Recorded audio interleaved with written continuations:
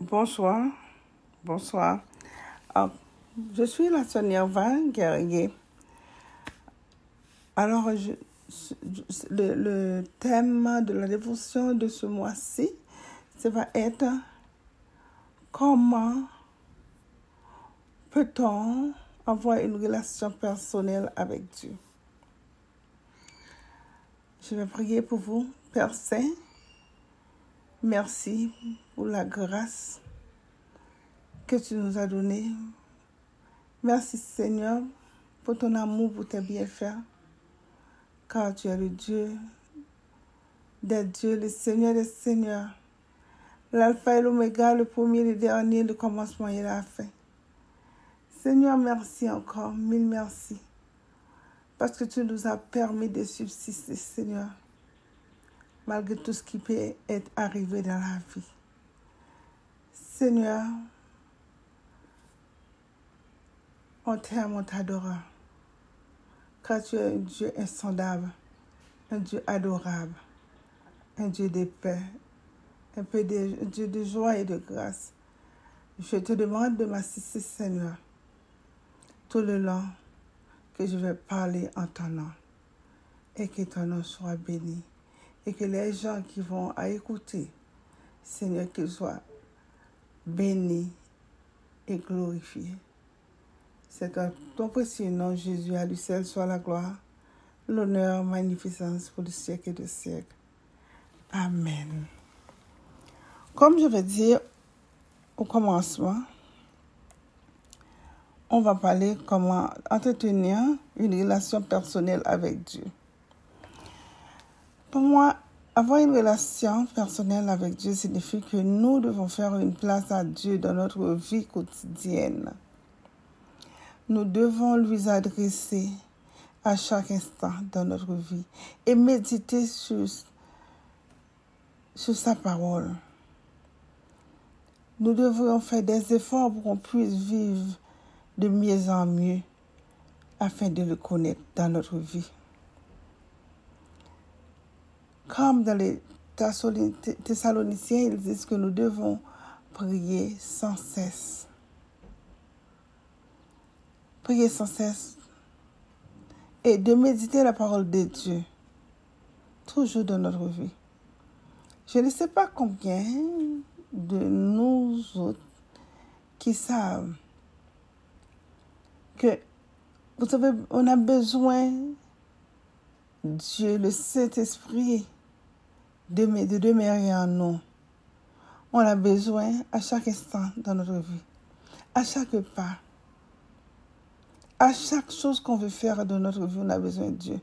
On a besoin de Dieu pour manger, pour boire, pour dormir, pour respirer, pour faire des pas, pour baisser, pour ramasser quelque chose par terre et pour lever, pour se mettre debout.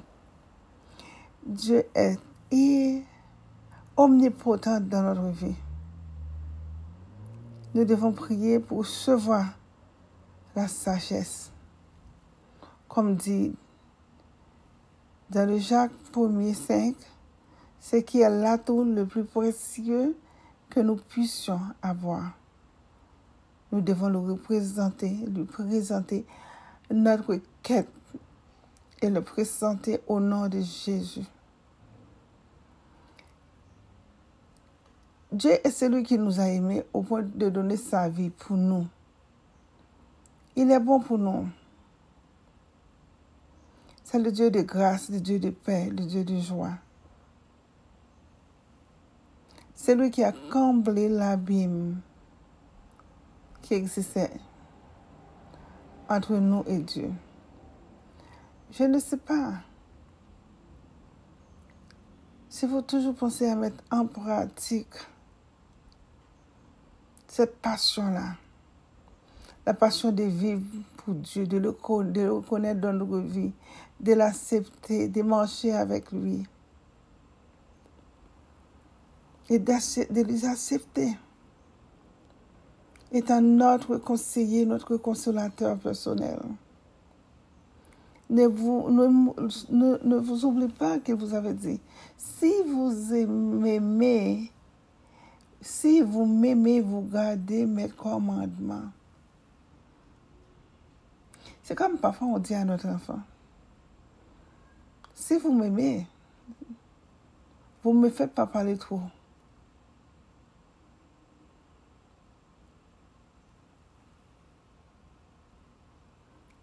Sans lui, moi personnellement, je ne sais pas. Moi, sans lui, je ne peux pas exister sans Dieu. Parce que moi, j'ai besoin de lui à tout instant dans ma vie.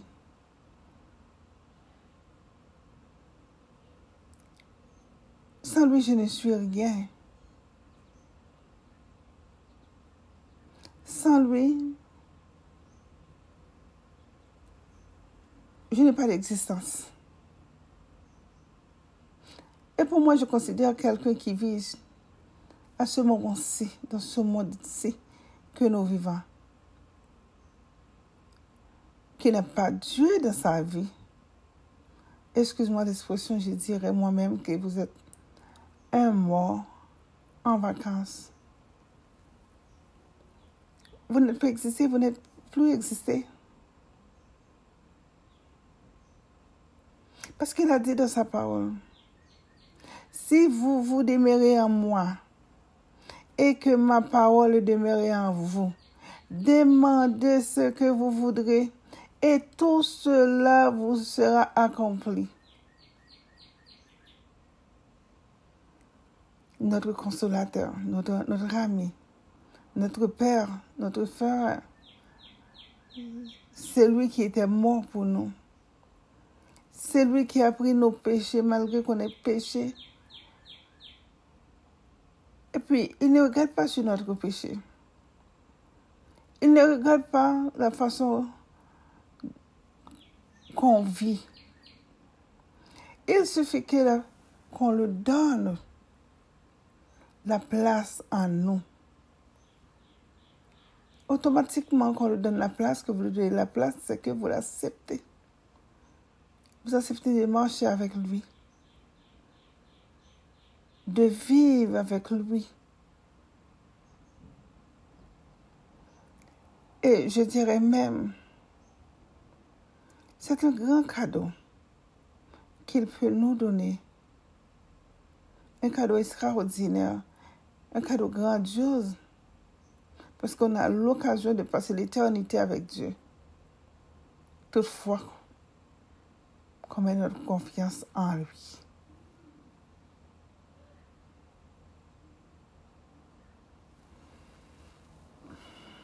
Car Dieu a tant aimé le monde, Jean 3,16, qu'il a donné son Fils unique afin que quiconque croit en lui ne périsse point, qu'il ait la vie éternelle. C'est un don gratuit. Comme elle a dit, c'est un don gratuit.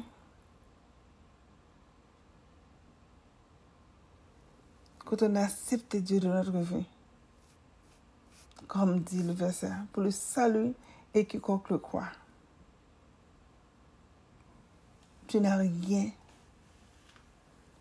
Tu n'as rien à peur. Tu n'as rien à craindre.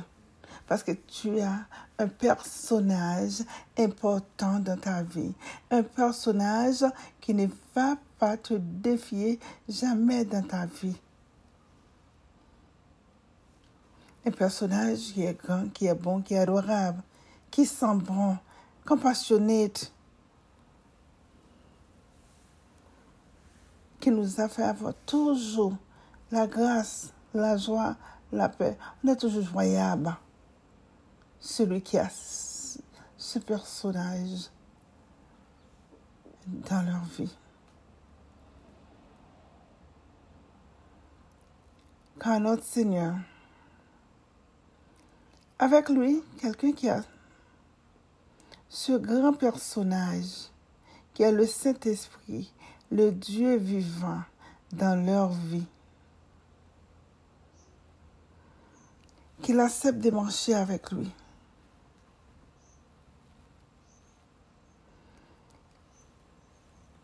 C'est pas juste simplement de l'avoir une journée. Quand vous l'acceptez, quand tu l'acceptes, quand on l'accepte, il est toujours avec nous, en nous. Il vit en nous, à l'intérieur de nous. Il nous reflète.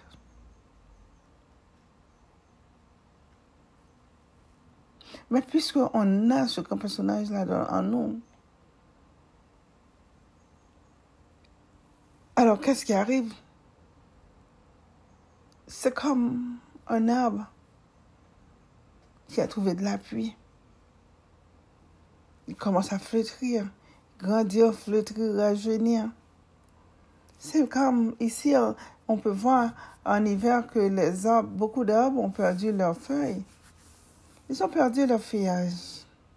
Mais lorsque l'hiver a terminé et que le bon temps commence à faire son apparition, qu'est-ce qu'on voit? Dès qu'il y a de l'appui, l'arbre commence à fleurir, commence à produire les fruits qui viennent de l'arbre, du bon fruit. Alors c'est la même pour nous autres. Puisque nous avons Jésus comme notre personne intégrante dans notre vie, nous commençons à produire le fruit qui vient du Saint-Esprit. Commence à faire la racine en nous.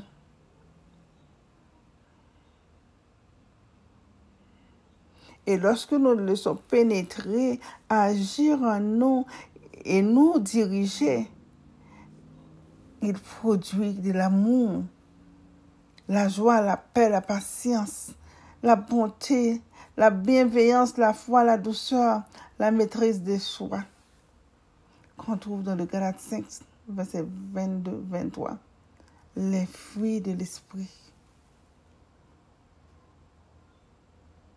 Les fruits de l'esprit. C'est comme lorsqu'on plante les strawberries, ils commencent à avoir de la pluie. À chaque année, surtout à ce moment-ci, surtout à cette saison, on commence à avoir de bons fruits, jutés, sucrés, qui nous donnent envie de le manger, de le boire. C'est comme cette relation personnelle lorsqu'on l'a avec Dieu. Tout est facile, comme il a dit. Comme il a dit dans Luc 37:1.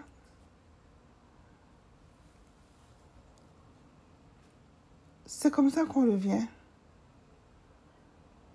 Tout est possible à ceux qui croient.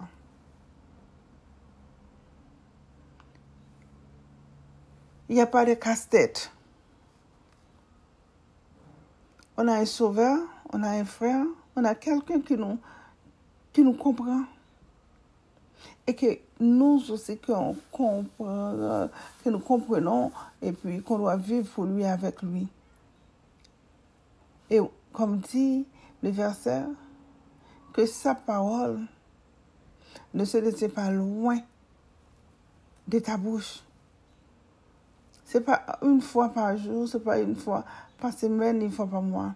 Il faut constamment prier, avoir le Saint-Esprit avec vous,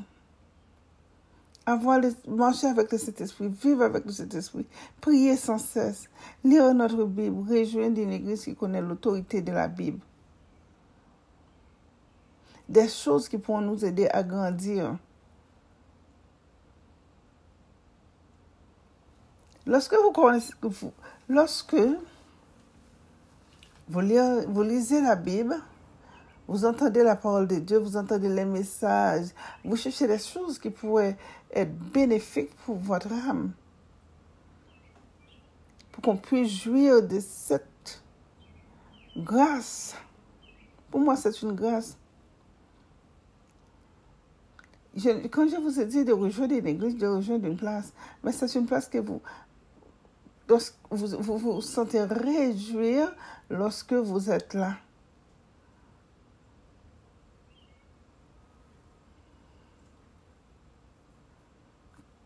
une place qui peut vous aider à grandir spirituellement. Faire confiance à Dieu. Quelque chose qui va nous porter la joie de chaque jour de notre vie.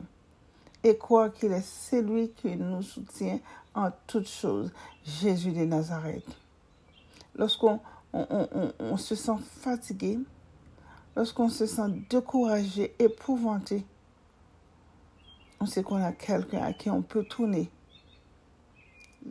Seigneur, que ton nom soit sanctifié, que ton règne vienne.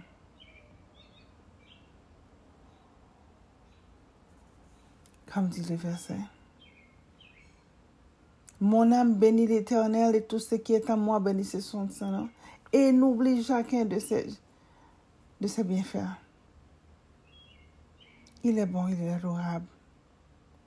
C'est cette gracieuseté qu'on a, qu'on ne peut pas imaginer. Cette eau vive, gracieuseté.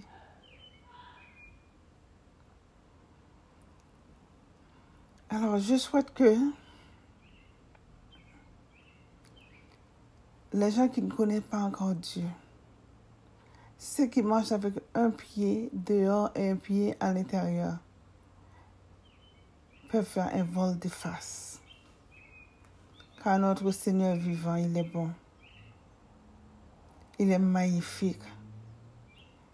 Et comme dit le Psaume 119, verset 105, sa parole est une lampe à mes pieds et une lumière sur mon chemin.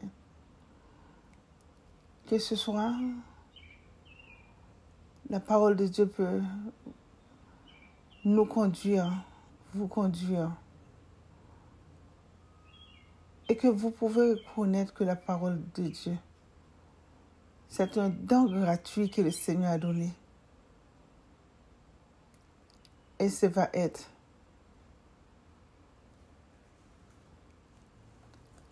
que vous le recevez sans argent, sans or. Le Seigneur l'a donné. Vous n'avez rien à payer. Il faut juste faire confiance, juste croire. Juste croire.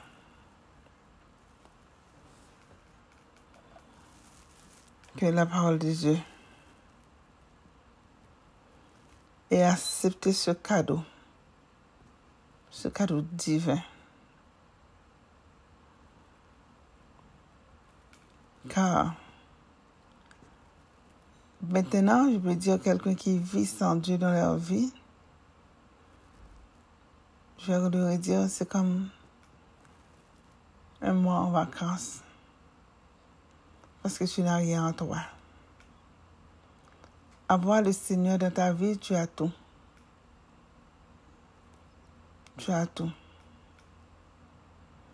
Alors, c'est ainsi que j'arrête cette dévotion. Laisse-moi terminer par une prière. Seigneur, encore, mille merci pour ta parole, pour ta grâce. Merci pour tout ce que tu as fait, Seigneur. Merci pour ton amour, pour tes bienfaits. Merci, Seigneur, pour ta gratuité, Seigneur, que tu nous as donné ce pain de vie. Tu nous as donné ce vin, Seigneur, que personne ne peut donner sauf toi, Seigneur. Toi qui as dit, Psaume 103, mon âme bénit l'Éternel, et tout ce qui est à moi bénissez son Saint-Nom. Et n'oublie aucun de ses bienfaits. C'est lui, Seigneur, qui guérit tous nos péchés, qui pardonne tous nos péchés, qui guérit toutes nos maladies. Seigneur, encore merci. Merci, Seigneur. Merci pour ton amour. Permets, Seigneur, que cette parole demeure en nous. Prends une place spéciale en nous, Seigneur. Permets que, Seigneur, qu'on ne donne pas simplement, qu'on prend aussi en sérieux, Seigneur. Seigneur, merci pour ta parole. Aie pitié de nous, Seigneur, selon ta grande miséricorde, Seigneur. Seigneur, tu dis de ta parole que chaque matin dans la lamentation, toi, Seigneur, 21-22, que chaque matin ta compassion soit nouvelle en nous, Seigneur. Encore mille merci, Seigneur.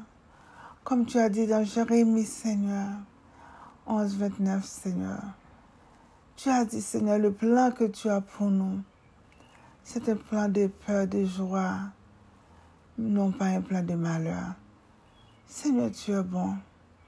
Seigneur, tu es majesté. Merci, Seigneur, pour ta compassion. Merci pour ton amour, Seigneur. Merci pour le fruit de l'esprit. Merci pour la grâce que nous a fait, Seigneur. Ô Dieu d'amour, Dieu Tout-Puissant. Aujourd'hui, on est comme Israël, Seigneur. Tu dis, celui qui garde Israël ne dort pas. Seigneur, on sait, tu es celui qui nous garde aussi, Seigneur. Ô Dieu d'amour, Dieu Tout-Puissant. Merci pour tes bienfaits.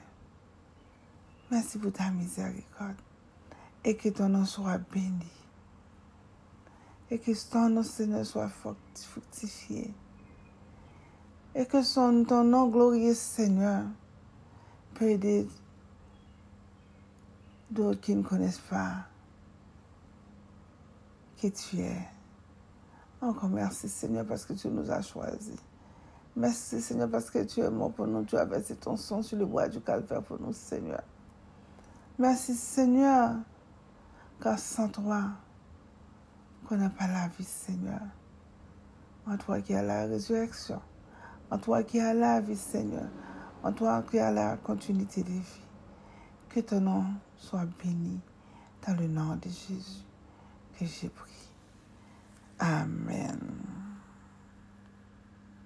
Que le Seigneur vous bénisse et j'espère que cette parole va être demeurée en vous. Vous allez non seulement écouter cette parole, mais cette parole aussi peut demeurer en vous à faire un travail spécial dans le nom de Jésus. Je vous laisse sur ce point. À la prochaine.